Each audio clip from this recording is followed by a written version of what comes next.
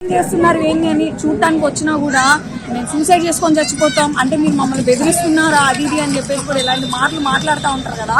చెప్పు తీసుకొని పట్టా పట్టా పట్టా పట్టా అనేది అన్నారు అబ్బా అలాంటి వాళ్ళని. ఇప్పుడు నిన్ను కానీ పెంచి నిన్ను పెద్ద చేసి ఇంత దాకా తీసుకొచ్చి ఒక స్థాయిలో నిన్ను చూడాలనుకుంటున్న వాళ్ళని నువ్వేం చేస్తున్నావు ఈరోజు? సరే పెళ్లి చేయాలి, తల్లిదండ్రుల బాధ్యత ఎట్లయినా తీర్చుకోవాలి అని చెప్పి నీకు మంచి సంబంధం తీసుకొచ్చి ఎన్నో లక్షలు నీకు కట్నం కింద ఇచ్చి బంగారం పెట్టి మంచిగా పెళ్లి చేసి నిన్ను పంపిస్తే నువ్వు ఆడికి పోయినాక ఏం చేస్తున్నావు? నీ పాస్ట్లో వాళ్ళని తీసుకొని వచ్చి సొంత మొగుడిని వాడికి తెలిసేలాగా చేసుకొని ఇప్పుడు ఉంటే ఒకవేళ కనుక పెళ్ళైనాక తీసేసుకోవాలా అంతే కదా. కొంతమంది ప్రైవసీ మెయింటైన్ చేస్తారు, అది ఎంతవరకు? పెళ్లికి ముందు ఓకే, పెళ్లి తర్వాత at least you have to change కదా. చేంజ్ కాకుండా నేను ఇట్లనే ఉంటాను నాకు ఇద్దరు ముగ్గురు కావాలి అంటే నీకు మొగుడెందుకు?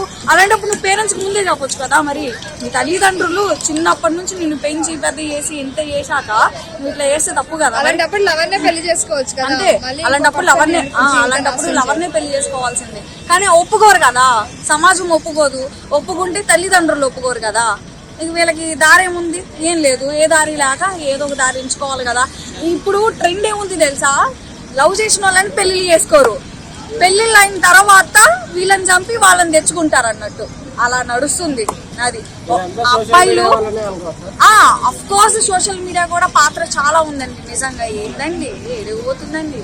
అంటే అమ్మాయిలు ఇంత నీచంగా తయారవడానికి గల కారణాలు ఏంటంటే తల్లిదండ్రులు నిజంగా చెప్తున్నా స్ట్రిక్ట్ ఉండి పెంపకం బాగాలేదంట, నడవడికి బాగాలేదంటారు.